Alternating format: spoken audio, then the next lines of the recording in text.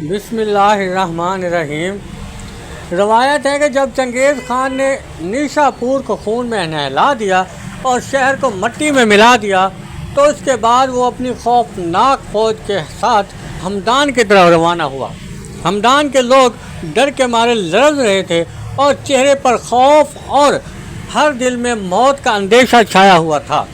چنگیز خان نے حکم دیا کہ پورے شہر کو ایک وسیع میدان میں جمع کیا جائے۔ میدان میں خاموشی طاری ہو گئی، جیسے وقت رک گیا ہو۔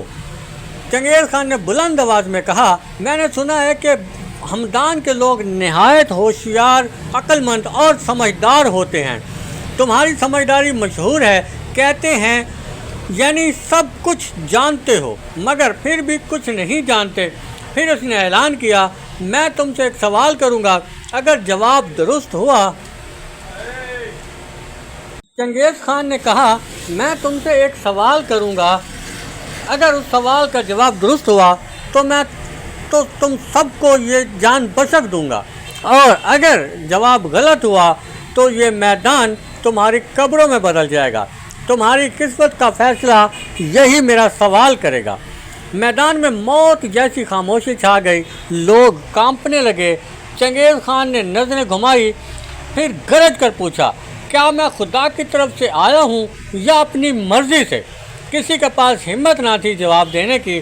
علماء، دانشور اور بزرگ سر جوڑ کر بیٹھ گئے۔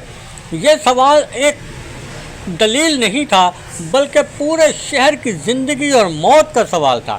ہر چہرہ پریشانی، ہر آنکھ سوالی بنی ہوئی تھی، اور تب ہجوم سے ایک سادہ سا چرواہا آگے بڑھا اور بولا۔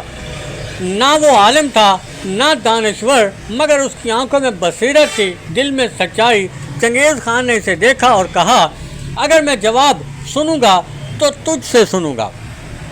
چرواہے نے بے خوفی سے چنگیز خان کی آنکھوں میں دیکھا اور کہا، نہ تم خدا کی طرف سے آئے ہو نہ تم اپنی مرضی سے آئے ہو، تمہیں تو ہمارے اعمال نے یہاں پہنچایا ہے۔ جب ہم نے عقل والوں کو نظر انداز کیا، وہ چرواہا بڑی بے خوفی سے بات کر رہا تھا اور چنگیز خان بڑی حیرانگی سے اس کی طرف دیکھ رہا تھا، اور میدان میں بالکل خاموشی چھائی ہوئی تھی۔ چرواہا بولا، جب ہم نے عقل والوں کو نظر انداز کیا، علم والوں کو پیچھے دھکیلا اور جاہلوں، خوشامدیوں اور نالائقوں کو عزت اور طاقت دی، تو پھر تم جیسے ظالم کا آنا طے تھا۔ تم ہماری نادانی، بے انصافی اور بصیرت سے خالی قیادت کا نتیجہ ہو۔ میدان میں گہری خاموشی چھا گئی۔ چنگیز خان بالکل ساکت ہو گیا۔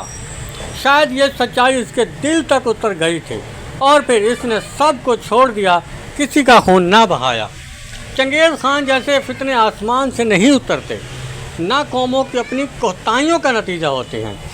قرآن پاک میں بھی اللہ تعالیٰ نے ارشاد فرمایا ہے، جس طرح کی قوم ہوگی میں اسی طرح کے حاکم بھیج دوں گا۔ اور یہ جو پاکستان میں اس وقت سیلاب آ رہے ہیں، تباہی ہو رہی ہے، یہ کسی کا بھی کوئی الزام نہیں ہے۔ آپ کسی حکومت کو برا بھلا کہیں، کچھ بھی کہیں، یہ سب کی سب ہماری اپنی کوتاہیوں کا نتیجہ ہے۔ اور جس طرح کی ہماری قیادت آتی ہے، اگر ایک گورنمنٹ آتی ہے تو ہم پچھلی کو گالیاں دینا شروع کر دیتے ہیں، لیکن یہ نہیں سمجھتے کہ ہم کیا ہیں۔ کیا ہمارے اندر کوئی ایک بھی اچھائی ہے؟ کیا ہے کوئی اچھائی جو ہم کسی غریب کا احساس کریں، کسی کا راستہ صاف کریں، اپنے بہن بھائیوں کا خیال کریں؟